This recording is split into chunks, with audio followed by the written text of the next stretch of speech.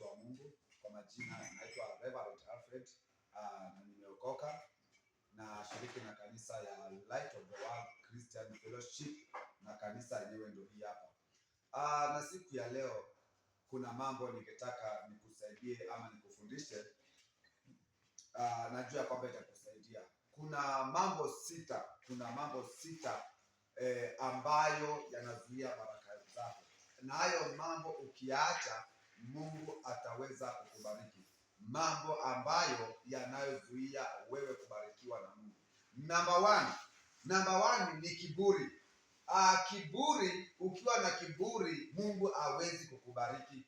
Maana Mungu anachukia mtu wa kiburi. Na tunapata kuona kwamba mtu kama Nebukadneza alikuwa na kiburi zaidi, na kiburi chake kiliweza kumfanya aende mpaka chini, na wakati alinyenyekea, Mungu aliweza kumbariki. Kwa hivyo ukiacha kiburi na ukinyenyekea mbele ya Mwenyezi Mungu, chini ya neema ya Mungu, utaweza kubarikiwa. Number 2, kitu ambacho kinazuia baraka zako, hasira. Yaani wewe umeokoka, wewe ni mchungaji, wewe ni mshirika, lakini uko na hasira.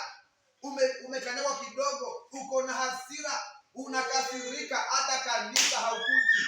Bwana Yesu asifiwe. Mwambie Mungu, niondolee hasira ndani ya maisha yangu. Maana Mungu hawezi eka baraka mahali ambapo kuko na hasira. Kwa hivyo ukiacha hasira, Mungu atakubariki. Maana Mungu anapenda amani, Mungu anapenda upendo, Mungu anapenda mahali pametulia vizuri. Kwa hivyo kiburi kama mtu ameokoka haifai kabisa.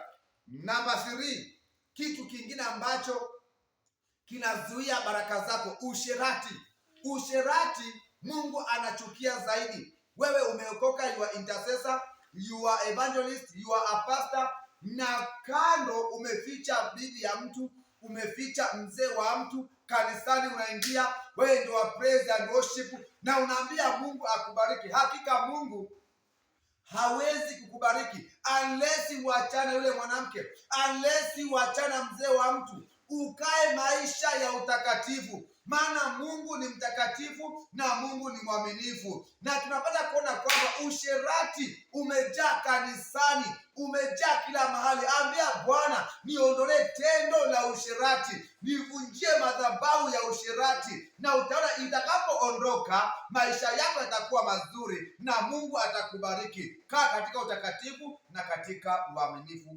wako na Mungu. Number 4, kitu ambacho kinazuia wewe usibarikiwe, eating of time. Can you imagine unaenda kwa mchungaji, amekuombea kazi, umepata kazi, instead ya kuwa mwaminifu na kutoa fungu la 10, unasahau hata pasta mwenye alikuombea, unaanza kula fungu la 10, na wakati kazi yako inaisha ndio unakumbuka kwenda kumwambia mchungaji, kazi yangu imeisha, naomba unikumbuke. Je, wakati ulikuwa unakula fungu la 10, ulikuwa unakula sadaka, ulikuwa unaambia mchungaji?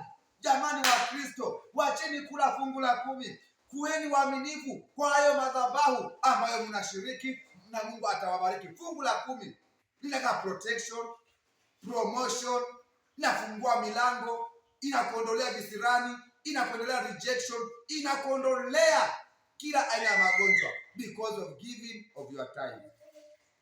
Ingine, kuhama makanisa. Mungu anakosa kukubariki kwa sababu wewe ni mtu wa kuhamahama.